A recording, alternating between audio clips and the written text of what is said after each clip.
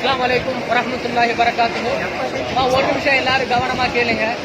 நாம இருக்கக்கூடியது இறைவனுடைய முதல் இறை இல்லம் காபாவுல நாம இருக்கிறோம்.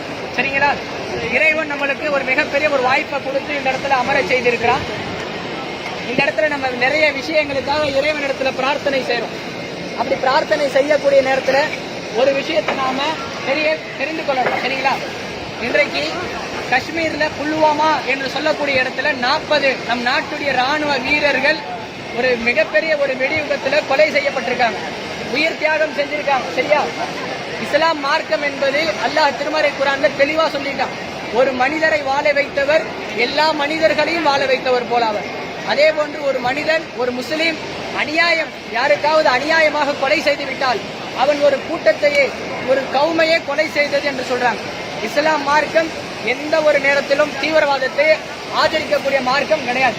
அமைதியையும் சாந்தியையும் போதிக்கக்கூடிய மார்க்கம் தான் இஸ்லாமிய மார்க்கம். அதனால நாம் முஸ்லிம்களாகிய நாம் அல்லாஹுடைய இந்த முதல் இறை இல்லத்துல நம்மளுடைய பிரார்த்தனையில அநியாயமாக அநீதி இழைக்கப்பட்ட நம்மளுடைய நாட்டு ராணுவ வீரர்கள், அநீதி இழைத்தவர் யாராக இருந்தாலும் இறைவனிடத்துல கையேந்துங்க. யா அல்லாஹ், எங்களுடைய மக்கள் அநீதி இழைக்கப்பட்டிருக்கிறார்கள், என்னுடைய நாட்டு மக்கள் அநீதி இழைக்கப்பட்டிருக்கிறார்கள், அவர்களுக்கு யார் அநீதி இழைத்தார்களோ அவர்களுக்கு நீ தக்க பதிலடியை கூடிய அல்லாஹ், அவர்களுக்கு என்ன விதமான தண்டனையை நீ வழங்க நாடுகிறாயோ அதை நீ கூடிய அல்லாஹ். எங்களுடைய மக்களுக்கு ஏன் தெரியுமா, அந்த 40 பேருக்கும் குடும்பம் இருக்கும், அவங்களுக்குன்னு அத்தா அம்மா வாப்பா எல்லாம் இருப்பாங்க, சின்ன குழந்தைகள்லாம் இருக்கு. அவர்களுடைய மனங்களுக்கு அமைதியை கொடுப்பதற்கு நாம் இறைவனிடத்தில் பிரார்த்திப்போம். அநீதி இழைப்பவர்கள் யாராக இருந்தாலும் இஸ்லாம் அதை வன்மையாக கண்டிக்கிறது.